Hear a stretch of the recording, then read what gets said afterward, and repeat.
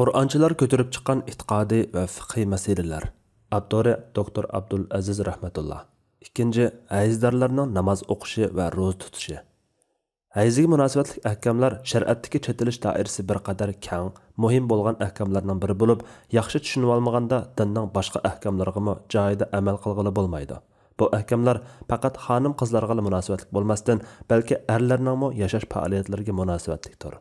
Shar'iy jihatdan biz musulmonlarning qarshida hayzdor ro'za tutmaydi, tutsa ro'zasi inovatsiz, Qur'onni tutmaydi, Ka'bani tavob qilmaydi, masjidda turmaydi, eri uningga yaqinchilik qilmaydi.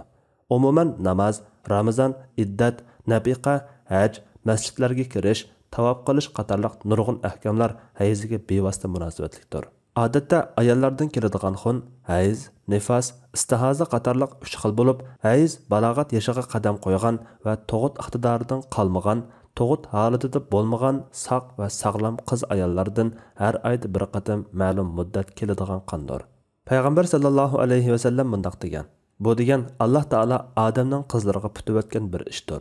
Hayz qiz bola balog'at yoshiga qadam bosgandan tortib, tug'ut iqtidoridan qolguncha har 25-30 kunda bir necha kun takrorlanib turg'achqa odat deb ataladi. Ko'pincha ayollarda hayz kelish muddati 3-4 yoki 5-6 kun davomlashadigan bo'lib, odat kunlarida hayzdor qilish cheklanadigan ishlar jumlasidan hayzdor farz yoki nafl namoz o'qimaydi, keyin qazosini qilmaydi, lekin saqayganda farz ro'zaning qazosini tutadi. Bu Payg'ambar sallallohu alayhi va sallamning ko'rsatmasi bo'yicha u zotning azvoji mutahharalari, qizlari, muhojir va ansar sahobi kiramlarning ayol qizlari shundoq tutib kelgan va ulardan bizga avlatma-avlat amaliy tavatur yo'li orqali yetib kelgan hukmdir. Demak, amal qilish jihatdan butun musulmonlar asrlar bo'yi mushundoq amal qilib kelgan. Şoңlашqa xoh azaliy vatanimiz Sharqiy Turkistonning chat bir yezisidagi udul kelgan bir mo'maydan so'rasangizmi, xoh Yaman va yo Marokashlik bir ayoldan so'rasangizmi, o'xshashla hayzdor holatda namoz o'qishga, ro'za tutishga bo'lmaydi deb javob beradi. Bu amaliy tavatur dalili bo'lib, buni inkor qilgan kishi Qur'onni inkor qilishi kerak bo'ladi. Chunki Qur'onni bizga mushu tariqada tavatur yo'li orqali yetib kelgan. Ayni chog'dagi xavorijlarning ba'zisi hayzdor namoz o'qiyveradi desa, yana ba'zisi o'qimaydi, keyin qazosini qiladi deb turib olgan. Bu qarashdan xabar topgan va kallasidan o'tmagan bir ayol Oysha radhiyallohu anhadan hayzdan paklanganda hayz mazgilida o'qiy olmagan namozning qazosini qilamdi deb so'rab edi. O: "Haruriyaliklardanmisiz? Biz Rasululloh sallallohu alayhi va sallam bilan birga chog'imizda hayzdor bo'latdik. Rasululloh bizni uningga namozning qazosini qilishga buyurmaydi yoki uni qilmaydiq" dedi. Yana bir hadisda bizga shundoq bo'lganda ro'zaning qazosini qilishga buyurilatdiq, namozni qazo qilishga buyurilmaydiq deb javob bergan. Sahobalarning shariatni tunishtirishlarida buyurilatdiq yoki buyurilgan ediq degan ibora kelsa, buyrug'uchining buyurish salohiyati bo'lgan shariatni elib kelgan payg'ambar sallallohu alayhi va sallam ekanligi muayyanlashidi. Bu hadis olimlari orasidagi aniq masala. Xavorijlarning Qur'ondan hukm elish, hadisdan kelganni rad qilish qoidasi bo'lg'achqa, Oysha radhiyallohu anha u ayolga ayiblash tarzida xavorijmisiz deb savol qo'ygan va buni odatda o'z ra'yi bo'yicha sunnatga qarshi chiqadigan xavorijlardan yuqtirib olgan bo'lishidan ansirab, sababini bayon qilmasdan dalilini bayon qilish orqali kifoyalangan. Bugungi kunda Qur'onchilar ilgirki xavorijlarning Qur'ondan boshqani rad qilamiz degan qarashini bozorga solgan va ularning bir qismi hayzdor namoz o'qiydi desa, hammasi degudak hayzdor ro'za tutayverdi degan va bu vaqtda kelgan hadislarni shundaqla barliq musulmonlarning yo'lini tashlab, hozirgi davr xavorijlar bo'lib o'ttirga chiqqan.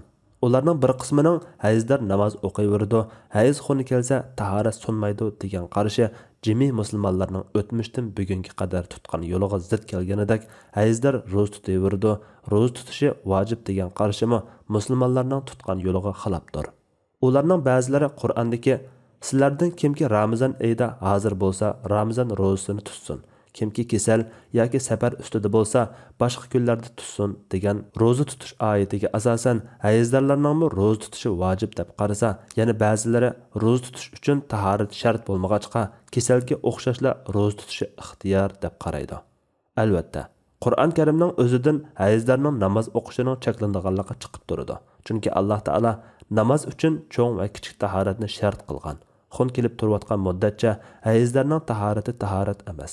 Hadisda va barliq olimlarning birida qarashida Baqara surasi 222 oyatdagi pak bo'lganda deganning g'usl qilsa deganlik ekanligi isbotlangan. Tahorat sharti qondirilmasa namozmi ado topmaydi. Sahih hadislardami bu vaqtda so'ragan ayolga payg'ambar sallallohu alayhi vasallam odatingiz bo'yicha belgilik kunlarda hayz kelganda namozni tark eting. O kunlar o'tib ketganda qonni yuvib g'usl qilib namoz o'qing degan. Ammo ro'za tutishning cheklanishidagi sabab janobat emasdir. Janobat yoki junubluq er va ayollarning jinsiy munosabat yoki ehtirom bo'lishdan keyingi g'usl qilishdan burungi holati bo'lib, kishi junub holda tongga ulashsa, g'usl qilmasdan ro'za tutsa bo'laveradi. Ro'zador kishi kunduzda ehtilam bo'lib qolsa, ro'zasi buzilmaydi. Junub holatda jimo qilishmi cheklanmaydi. Ammo suhurliqni yeb ro'za tutgan ayolning ro'zador holatida qizillik ko'rsa, ro'zasi o'zligidan buziladi. Shunga hayzlarni ro'za tutish masalasida junub kishiga o'qitish dal tushmaydi. Ro'za tutishning cheklanishidagi sabab kasallikdir deyishmi to'g'ri emasdir.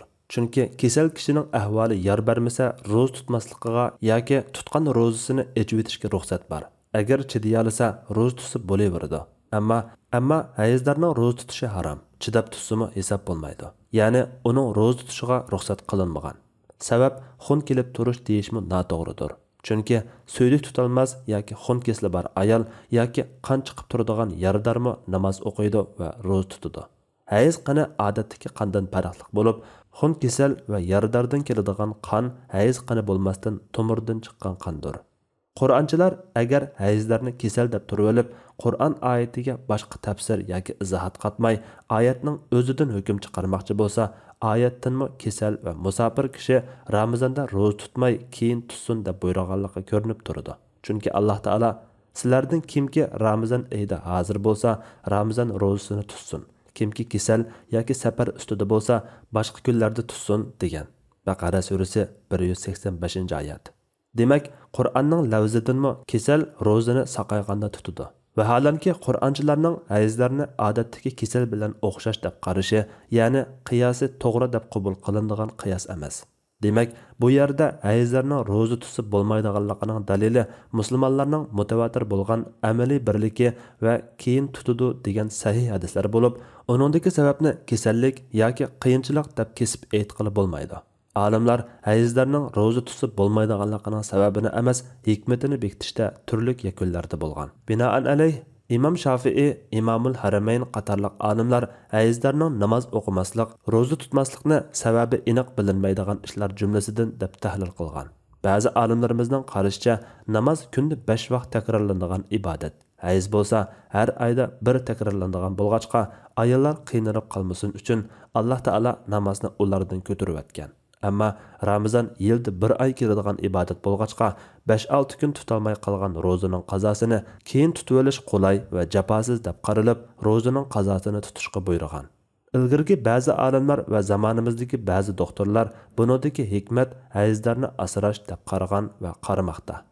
Ehtimal ayollar hayzdor va nifosdor holatda aram olishga va yemak-ichmakka ko'proq ehtiyoji tushadigan bo'lg'achqa, u holda ro'za tutish ularning ahvoliga munosib bo'lmasi kerak. Demak, hayzlarning ro'za tutmasligi uni asrashdan iborat. Chunki Imom Bujayrimi aytgandek, hayz badanni ojizlatadi, ro'zami ma'lum darajada ojizlatadi. Ojizlatadigan ikki narsaning jamlanishi badanga og'ir ziyonliqdir. Halbuki shariat badanni qo'g'dashni ko'zlaydi. Bu sababdan farz namozni o'qimay turishga buyurilgan. Qandaqla bo'lmasin, buning hikmatini Alloh o'zi eng yaxshi bilguchidir. Imom Kasani bu vaqtda to'xtalib mundaq deydi: Hayz va nifosning hukmiga kelsak, namoz, ro'za, Qur'on o'qish, Qur'onni bevosita tutish, masjidga kirish va Ka'bani tavob qilish qatorliq biz junub kishi haqida bayon qilgan ishlar cheklanadi. Faqatla junub kishi janobat holatida ro'za tutsa bo'ladi. Hayzlar bilan nifoslar tutsa bo'lmaydi. Chunki hayz bilan nifos janobatdanmi og'ir yoki bu vaqtdagi payg'ambar alayhisolamning ayollar hayz ko'rgan chog'larda namoz o'qimaydi, ro'za tutmaydi emasmi degan cheklamasining haqiqiy sababini tushunolmaymiz. Yoki bu hukm haraj tartib qolmaslik uchun kelgan deyishga bo'ladi. Chunki ayollar aslida ojiz yaratilgan bo'lib, xun kelish ularni texmi ojizlatib etadi. Ularga ro'za tutish farz qilinsa edi, ta'sdi tutgan bo'ladi. Bu ahvol janobat holatida ko'rilmaydi. Şuna junub kishi namozningmi, ro'zaningmi qazosini qaradi. Hayzdorlar, nifosdorlar bo'lsa qilmaydi. Chunki hayz har oyda 3 kundan 10 kungacha takrorlanib turadi. Natijada hayzlarning bo'yniga nurg'un namoz yig'ilib qolsa, qazosini qilishda qiynalib qoladi. Yilda 3 kundan 10 kungacha qazo ro'za tutishda qiynalib qolmaydi. Shundaqla hayzdar va nifoslar chaqda yaqinchilik qilish Alloh taolaning shunga hayz mazgilida ayolinglardan neri turinglar. Pak bo'lguncha ularga yaqinchilik qilmanglar degan so'ziga asosan haromdir. Junub ayolga yaqinchilik qilish harom emasdir. Chunki bu vaqtda undaq cheklama kelmagan bo'lib, aksicha mubohlik kelgan. Hamda bundan keyin Ramazon kechalarida ularga yaqinchilik qilinglar. Alloh sizlarga putganni talab qilinglar. Baqara surasi 187-oyat. Ya'ni junub bo'lsin yoki bo'lmasin, har qanday ahvolda yaqinchilik qilib farzand ko'rishni ko'zlash muboh qilingan. Qandaqla bo'lishidan qat'iy nazar, ba'zi olimlarning hayzlarni ro'za tutishdan cheklashga, hayzlar holatidagi ojizlikni sabab ko'rsatishdek ba'zi bir aqlga muvofiq hikmat izlab beqishi, hayzlar agar ro'za tutsa qiynalib qolmaydigan bo'lsa, tutaversa bo'ladi deganlik emas. Chunki bu yerda faraz qilinayotgani hukmning hikmati. Bu hargizmi hukm o'ziga qarashlik bo'lgan sabab emas. Chunki hukm sababga bog'landi.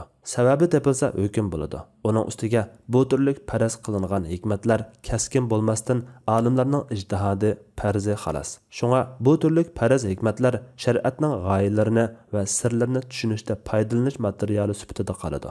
Ammo hargizmi musulmonlarning birdak ijmosi va sahih hadislardagi aniq ko'rsatmalarni ag'durolmaydi. Meningcha bu yerdagi hukmning sababi hayzning o'zidir. Buni na janobatga o'xshatqili, na kasalga o'xshatqili bo'lmaydi. Chunki janobatga o'xshatgan taqdirda hayz ro'zaga to'salg'u bo'lmaydi. Kasalga o'xshash deyilganda chidiyalisa ro'za tutsa bo'laveradi. Halbuki hayzning janobatdan farqini yuqorida Imom Kasani bayon qildi. Kasaldan farqi bo'lsa, hayzlarlik bir xil kasallikdek ojizlik holati bo'lsa-mu, lekin bu ehtimol necha 10 yillab har oyda necha kun beixtiyor va izchil ko'rilib turadigan u holatda namoz o'qish va ro'za tutish ziyonli bir hal bo'lg'achqa, bu Alloh taolaning yengillatishi deb tushunilsa bo'ladi. Halbuki boshqa kasalliklar odatda undaq necha 10 yillab davomlashmaydi va u holatda namoz bilan ro'za mutlaq ziyon bo'lishi notayin. Odatdagi kasalliklar sog'lom bo'lmagan tanda ko'riladigan benormallik bo'lsa, hayz sog'lom tanda ko'riladigan tabiiy va normal ahvoldir. Shunga odatdagi kasal kishi xolisa ro'za tutsa bo'ladigan bo'lsa, hayzlarga ro'za tutish ruxsati yo'q. Ya'ni bu yerdagi ro'za tutish cheklanish sababi hayzlarlikning o'zi va hayzdar holatda ro'za tutishning tanga og'ir darajada ziyonli ekanligidir. Bu sababdan buni boshqa kasallarga o'xshash kishining o'z ixtiyoriga qo'ymay, Alloh taolo o'zining rahmati va hikmati bilan butunlay cheklayotgan deyishga tamoman bo'ladi. Buningdan nima uchun homildorlar namoz o'qisa yoki shuningga o'xshash ba'zi bir tantarbiya harakatlarini ishlasa, ularga foydali-yu, hayzdorlarga ziyonli degan savolga javobmi chiqadi. Tadqiqotlarga qaraganda, ayollar namoz o'qiganda ruku sajda holatlarida qonning balyatquga eqishi oshadi. Balyatqu jigarga o'xshash qonni yig'ib turadigan bo'lg'achqa, homildor namoz o'qisa turalmiga qon yetkazib beradi. Ammo hayzdar namoz o'qisa, qonning balyatquga eqishi yig'ilgan qonning hayz qoni bilan birga badan sirtiga chiqishi bilan hayz muddatining normaldan ziyoda uzarib ketishini keltirib chiqaradi va natijada qonni ko'plab yo'qotishga olib boradi. Nihoyat, immunit sistemasida muhim rol o'ynaydigan oqqon danchalari badandan chiqib ketadigan bo'lg'achqa, hayzlarning jigar, tal, limfatik bez va miya qatorliq a'zolarni osonlik kasalga duchor qiladi. Buningdan hayzlarning poklanmoq uchun namoz o'qishdan cheklanishining hikmatini faraz qilish mumkin. Ro'shanki, Janobi Alloh o'z hikmati va rahmati bilan hayzlarga ro'za tutishni cheklayapti. Chunki hayz mazgilida badandagi mineral moddalar kemayib ketadi. Doktorlar hayzlarni ko'p qon yo'qotib qo'ymaslik uchun to'liq orom olishga va muntazam g'izolanishga buyuradi. Mayli biz hayzlarning ro'za tutmasligi va keyin qazosini qilib olishidagi hikmatni bilayli yoki bilmayli, payg'ambarimizdan kelganni bajandil qabul qilishimiz, jami musulmonlarning birdek tutgan yo'lidan chiqib ketmasligimiz, ba'zi bir davr xavorijlarning kalt pamligi va din dushmanlarining ta'tur muqam depiga usul o'ynab, joylashlariga parvo qilmasligimiz kerak. Hayzlarning namoz o'qimaydiganligi, ro'za tutmaydiganligi payg'ambar alayhisalom davrida butun musulmonlar aniq bilgan masala bo'lib, buningda jami olimlar birdek ittifoq. Bu vaqtda ba'zi bir hadislar kelgan bo'lib, jumladan tuvandagi hadis buni ko'rsatdi. Abu Said al-Khudri radhiyallohu anhu rivoyat qilib bunday degan: Rasululloh sallallohu alayhi va sallam Qurban hayitda yoki ro'za hayitda namoz o'qiydigan joyga chiqdi. hayit namoziga kelgan ayollarning yonidan o'tganda, ey ayollar jamoasi, sadiqa qilinglar. Chunki men do'zax ahlining ko'pchiligi sizlar ekanliklaringizni ko'rdim dedi. Ayollar, nima uchun shundoq ey Rasululloh deb so'raydi Rasululloh. Sizlar to'liq qarag'aysizlar, yaxshiliklarga tanisizlar. O'zini to'xtatgan zerak erlarning beshini sizlardanmi bakrak aylantirib o'tadigan, sizlardanmi aqli qisqa, dini kamtuk odamni ko'rmadim dedi. Ular bizning aqlimizning qisqaligi, dinimizning kamtukligi qandoq ey Rasululloh deb so'radi. Rasululloh alayhissalom ayollarning guvohligi erlarning guvohligining yarmiga teng emasmi dedi. Ayollar shundoq yarmiga teng deyishdi. Rasululloh ana shu aqlning qisqaligidan ayollar hayz ko'rgan chaqlarida namoz o'qimaydi, ro'za tutmaydi emasmi dedi. Ayollar shundoq tutmaydi deyishdi. Rasululloh ana shu dinining kamtukligidan dedi. Bu vaqtda olimlar orasida ko'z qarash o'xshamasligi yo'q.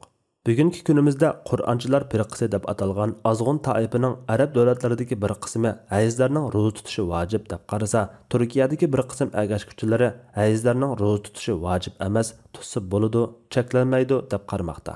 Bu ilgirgi xavorijlarning hadis bilan isbotlangan ahkamlarni rad qilish xohishini yoqlagan sepi o'zidan azg'unliq bo'lib, yuqorida ko'rsatib o'tgan sahih hadislarga, shundaqla musulmonlarning ijmosiga ziddir.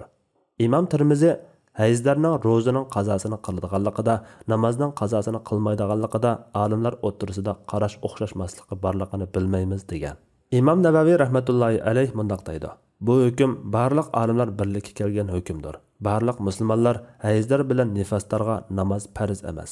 Ro'zanimi shu hamon ado qilishi farz emas va yana u ikkisiga namozning qazosini qilish vojib emas. Ro'zaning qazosini qilish vojibdir deb ijmo qilgan. Olimlarning deyishicha, namoz bilan ro'zaning farqi shuki, namoz ko'p bo'lib kunda takrorlandi. Ro'za undaq emas, chunki u yilda bir qatim keladi. Balkim hayz hatto 1-2 kunda bo'lishi mumkin. Imom Ibn Qudama ahli ilmlar shunaga ijmo qildiki, hayzlar bilan nifoslarning ro'za tutishi haromdir. U ikkisi ro'za tutmaydi. Tutsimi ro'za gadanidan saqit bo'lmaydi. Keyin saqayqanda qazosini tutadi deydi. Hafiz Ibn Abdulbar mana bu hayzlarning hayz kunlarida ro'za tutmaydiganligi, ro'zaning qazosini tutib, namozning qazosini o'qimaydiganligidagi ijmodir. Bularning hech birida ixtilof yo'qdir. Alhamdulillah. Musulmonlar birlikka kelgani shu vaqtdir va har qanday o'zini kesib yo'q qilg'ichidir. Alloh taolo deydi: Kimki o'ziga mo'jizlar orqali to'g'ri yo'l aniq bo'lgandan keyin payg'ambarga, ya'ni uning amriga muxolifatchilik qiladigan, mu'minlarning yo'lidan o'zgaga ergashadigan, uni o'z yo'liga qo'yib beramiz. Uni oxiratda jahannamga kirgizamiz. Jahannam nima degan yomon joy? Nisa surasi 115-oyat. Bu oyatdagi mu'minlar kalimasi ijmoni ko'rsatadi. Chunki mu'minlarning ba'zisi yanada mu'minlar bo'lg'achqa, boshqacha qarash bo'lganda ergashguchi ularning yo'liga ergashgan bo'lg'achqa, mu'minlarning g'ayriga ergashish degan narsa mavjud emas. Bu aniq masala bo'lib, ortiqcha gap qilish hojatsizdir. Imom Ibn Rushd mundaq deydi: Barliq musulmonlar hayzning 4 ishni to'sadiganligida birlikka kelgan. Biri namoz o'qish va uning vojib bo'lishi. Hayzlarning namozning qazosini qilishi vojib emas, ammo ro'za undaq emas demoqchiman. Ikkinchisi, ro'za tutishni to'sadi, qazosini qilishni to'smaydi. Bu Hazrati Aisha radhiyallohu anhaning ro'zaning qazosini qilishga buyurilatdiq, namozni qazo qilishga buyurilmaydiq degan sahih hadisiga asosan shundoq. Hayzlar namozning qazosini qilishi vojib degan xavorijlarning bir toifasi degan gap. Uchinchisi, tavob bo'lib, payg'ambar sallallohu alayhi va sallam Hazrati Aisha radhiyallohu anhani hojirlar qildigan ishlardan tavobdan boshqa hammani qilishga buyurgan. To'rtinchisi, Alloh taolaning Baqara surasi 222-oyatdagi shunga hayz mazgilida ayolinglardan nari turinglar, pok bo'lguncha ularga yaqinchilik qilmanglar degan so'ziga asosan jimo qilishni to'sadi. Shayxul Islom Ibn Taymiya mundaq deydi: Sunnat va musulmonlarning ittifoqi bilan shu isbotlandiki, hayz qani ro'zaga mos kelmaydi. Bu sababdan hayzlar ro'za tutmay keyin qazosini tutadi. Bu yerda Imom Ibn Rushd bilan Shayxul Islom Ibn Taymiya barliq olimlarning birligini demasdan, xavorijlarning bir qismidan boshqa butun musulmonlarning birligini aniq ifodalagan. Ya'ni bu olimlar bo'lsin, avomlar bo'lsin, barliq musulmonlar nazarida hamma birda qarab amal qilib kelayotgan amaliy tavatur bo'lib kelgan ishdir. Turkiyadagi ba'zi Qur'onchilar Hazrati Aisha radhiyallohu anhaning yuqorqi ro'zaning qazosini qilishga buyurilatdiq, namozni qazo qilishga buyurilmaydiq degan sahih hadisidagi qazosini qilish degan lafzidagi qazo kalimasiga esilib, bu deganlik hayzlar holatda ro'zani ado qilishga buyurilatdiq, namozni ado qilishga buyurilmaydiq deganlik. Chunki qazo qilish kalimasi Qur'onda va arab tilida vaqtida ado qilishni ko'rsatadi. Fuqarolarning vaqt chiqib ketgandan keyin o'rindashni qazo qilish deb atishi keyin paydo bo'lgan istiloh deb turib olgan va bu orqali hayzlarning ro'za tutganligini ilgari surishga urinib boqqan. Buning javobi mundaq. Birinchi, mazkur jumladagi qazo kalimasi vaqt o'tib ketgandan keyin ado qilishni ko'rsatadi. Chunki u hadisning bosh tarafi hayzdan saqaygandan keyin qazo qilish to'g'risida edi. Shunga savol so'rag'uvchi hayzdan paklanganda hayz mazgilida o'qiy olmagan namozning qazosini qilamdi deb so'ragan. Shundaqla bu mushu hukmni bildirgan birdan-bir hadis emas. Ondan boshqa qazo kalimasi kelmagan necha sahih hadislar u hukmni isbotlagan. Ikkinchi, Qur'onda qazo kalimasi vaqtida ado qilish ma'nosida kelgani rost. Lekin qazo kalimasi Payg'ambar alayhisolamning hadislarida va sahobiy kiramlarning so'zlarida vaqtida ado qilish ma'nosida kelganidek vaqti yoki o'rni o'tgandan keyin ado qilish ma'nosida keladi. Buning misollari intayin ko'p. Masalan, namoz boshlanib ketganda yugurib kelmanglar, tamkinlik bilan mengib kelinglar. Qancha rakatga ulgura olsanglar, shuni ado qilinglar. Ulgurmay qolganlarni qazo qilinglar. Aisha, Ramazon oyidan boshqa chaqda yoki Ramazon ro'zasining qazosini qilgan vaqtdan boshqa vaqtda nafl ro'za tutgan kishi mallining bir turkumini sadiqaga ayirib qo'yib, keyin xohlaganini berib, xohlamaganini bermagan kishiga o'xshaydi. O'zligidan qusvatgan kishiga ro'zaning qazosi kelmaydi. Qasdan qusgan kishi qazosini tutadi. Abu Bakr Siddiq radhiyallohu anhuning qizi Asma radhiyallohu anha mundaq deydi. Payg'ambar sallallohu alayhi va sallamning zamonida bulutliq bir kuni kun patdi deb o'ylab iftor qildik. Lekin ko'p o'tmay kun qayta chiqdi. Hisham radhiyallohu anhudan ular qazosini qilishga buyurildimi deb so'ralgan edi. U qazosidan qutulish mumkinmi dedi. Abdullah ibn Umar radhiyallohu anhuma kimki kasal yoki safar sababidan Ramazonning ro'zasini tutolmagan bo'lsa, tutolmagan kunlarning qazosini orqama-orqa tutadi deydi. Imom Shihob mundaq deydi. Abdullah ibn Abbas radhiyallohu anhuma bilan Abu Hurayra radhiyallohu anhu Ramazonning qazosi to'g'riliq ixtiloflashib qoldi. Birisi kunlarni ayirib tutadi desa, yana biri ayirmay o'lab tutadi deydi. Ibn Shihob men kimning qaysi so'zini deganligini bilmayman dedi. Aisha radhiyallohu anha mundaq degan. Ramazonning ba'zi kunlari ro'za tutolmaydim va payg'ambar sallallohu alayhi va sallamning ehtiyoji tufaylidan Sha'ban oyidan boshqa vaqtda u kunlarning qazosini qila olmaydim. Ibn Abbas radhiyallohu anhuma mundaq deydi. Agar bir odam Ramazonda kasal bo'lib qolib, qazo ro'zasini tutolmayli o'lib qolgan bo'lsa, uning uchun qazo ro'za tutilmasdan miskinlarga tamoq pidya beriladi. Agar uning gadanida biror nazar, ya'ni sadiqa va undan boshqa Allohning roziligi uchun atagan ibodatlar qolgan bo'lsa, uning qazosini yaqinlari qiladi. Ibn Shihob mundaq deydi. Aisha radhiyallohu anha bilan Hafsa radhiyallohu anha nafl ro'za tutdi. Ularga tamoq sunilgan edi, ro'zasini buzib uningdan yedi. Payg'ambar sallallohu alayhi va sallam kirganda Aisha radhiyallohu anha so'z boshlaydi deb turishiga Hafsa radhiyallohu anha u dadasi Umar radhiyallohu anhudak jur'atlik edi. Aisha radhiyallohu anhaga gap bermay, "Ey Allohning rasuli, Aisha ikkimiz nafl ro'za tutgan edik, bizga tamoq sunildi. Biz ro'zamizni buzib tamoq yedik" dedi. Payg'ambar sallallohu alayhi va sallam har ikkinglar boshqa kuni uning qazosini qilinglar dedi. Ibn Abbas radhiyallohu anhuma mundaq deydi. Payg'ambar sallallohu alayhi va sallam Maymuna radhiyallohu anhani qazo umrisini qilganda, ya'ni Hijrining 7-yili nikohiga olgan. Anas radhiyallohu anhu rivoyat qiladi-ki, Payg'ambar sallallohu alayhi va sallam qazo umri qilish uchun Makka ga kirganda Abdullah ibn Ravaha uning oldida "Ey kafirlar avlodi, uning yo'lini to'smanglar" deb qo'shiq aytib mangan edi. Demak, qazo so'zini vaqti o'tgandan keyin ado qilishga, ya'ni qazo qilishga ishlatish hadislarda bor ish. 3. Hayizlarning ro'za tutmay keyin qazosini qilishi, namozning qazosini qilmasligi hadislar bilan isbotlanmagan. Balki biz yuqorida bayon qilganimizdek, jami musulmonlarning avlodma-avlod amaliy tavatur yo'li bilan naql qilishi, shundaqla jami musulmonlarning ijmosi bilan isbotlangan. Bular sahih hadislarga qo'shilib o'rgilib bo'lmaydigan bir mahkam asosni tashkil qilgan. 4. Imom G'azali qazo so'zining haqiqiy va majoziy ishlatilishi haqida to'xtalib, ado qilishning 4 xil ahvolda bo'lganligini, hayizlarning ro'zani vaqtida ado qilishi hayiz to'salg'usi sababidan harom bo'lg'achqa va poklangandan keyin tutgan ro'zasi to'salg'u yo'qolgandan keyin o'rindalg'achqa majozan qazo deb atilganligi, amaliyotda bo'lsa vaqtida ado qilgan bo'lganligini bayon qilgan. 5. Arab tilida qazo qilish degan so'zning ma'nolari ko'p bo'lib, qarzni ado qilishga ishlatildi. Valhasil, Hazrati Aishaning hadisidagi qazo qilishga buyuriladiq degan so'zning istilohi qanday bo'lishidan qat'iy nazar, hayzdan saqaygandan keyin ro'za tutishga buyuriladiq degan ma'noda ekanligida shak yo'q. Bu fuqarolarning istilohiga ham uyg'un keladi. Chunki fuqarolar o'zirlik kechikish bo'lsa-mu ado vaqtidan keyin qilingan ibodatni qazo deb ataydi. Bu ro'za tutsimi tutalaydigan yo'lovchiga o'xshash, vaqtida ado qilinadigan bo'lsin yoki hayz va nifosga o'xshash, u holatda u ibodat to'g'ri bo'lmaydiganlik uchun, ya'ni shar'iy bir to'salg'u sababidan vaqtida ado qilinmagan bo'lsin yoki uyquga o'xshash aqliy bir to'salg'u sababidan vaqtida ado qilinmagan bo'lsin o'xshash.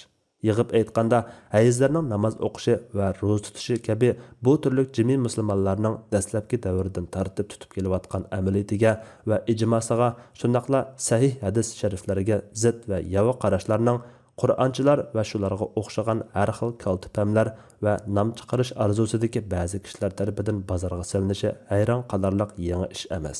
Buni ilgirki xavorijlarmi ko'tarib chiqib baqqan va musulmonlar ularga parvo qilib ketmagan. Bu qarashlarning rad qilinishi uchun ilgirkilardan biror olimning yaqilab yaqilmaganligining o'zi yetarli edi. Shunga Imom Shavkani degandek xavorijlar tutishga yarmaydi. Bo'libmi, jami musulmonlarning birdek ijmosiga zid bo'lgan bundaq masalalarda texmi shundaq. Lekin keyingilardan ba'zilar ularning ma'lum qarashlarini bozorga solib nom qozonmoqchi bo'lg'achqa bu vaqtda azroq to'xtalib qo'ydik. Alloh eng to'g'risini bilguchidir. Abduri Dr. Abdul Aziz rahmatulloh.